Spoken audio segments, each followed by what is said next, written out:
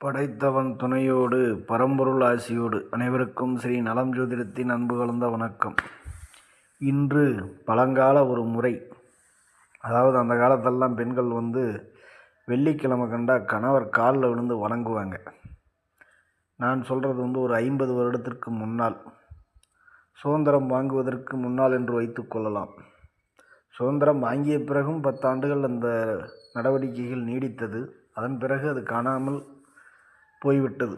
80-90க்கு பிறகு, அதாவது நாத்திகர்கள் அதிகமாக நாட்டில் வளரத் தொடங்கிய காலத்தில் அதெல்லாம் அழிந்து போய்விட்டது. எவ்வளவு ஒரு மறைமுகமாக ஜோதிட தத்துவத்தில் இதை வச்சுருக்கான் பாருங்கள். இந்த ஜோதிட தத்துவம் தான் வாழ்வியல் முறை. அதாவது காலபுருஷ தத்துவத்தில் 12ஆம் வீட்டில் சுக்கிரன் உச்சமாகுவார். அதுதான் நம்முடைய கால் பகுதி, ஆணின் கால் பகுதி, பாதம். அந்த 2-7ங்கிற சுக்கிரன் பார்த்திங்கன்னா நமக்கு மனைவி, நம் குடும்பம் மனைவி.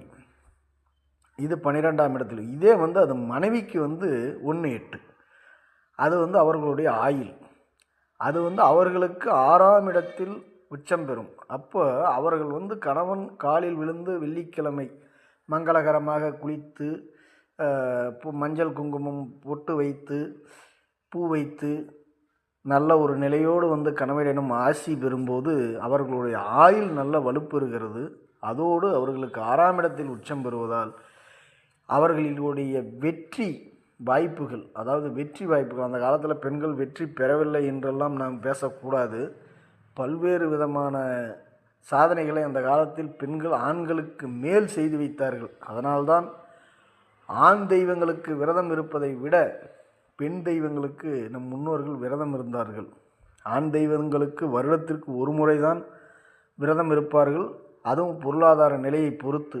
ஆனால் பெண் தெய்வங்களுக்கு தீ மிதிப்பது, அலகு குத்துவது போன்ற கடுமையான பக்திகளை நம் முன்னோர்கள் மேற்கொண்டு வந்தார்கள்.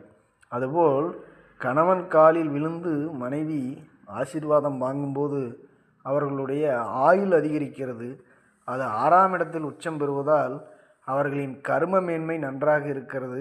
அவர்களுக்கு சிறந்த ஒரு வாழ்க்கை என்பது நல்ல நிலையோடு செல்கிறது அந்த காலத்தில். அதனால்தான் பின்னி பிணைந்து எந்த ஒரு மோசமான வாழ்வியல், கள்ளக்காதல், அயோக்கியத்தனம் இதெல்லாம் இல்லாமல் வாழ்ந்தார்கள். இதெல்லாம் பழங்கால முறைகள். இதையெல்லாம் இன்று சமத்துவம் சமப்புரட்சி பேசி ஒழித்து இன்று நாடு தினம் தினம் சுடுகாடாய் மாறி வருகிறது. மீண்டும் ஒரு நல்ல பதிவில் சந்திப்போம். விடைபெறுகிறேன். நன்றி, வணக்கம்.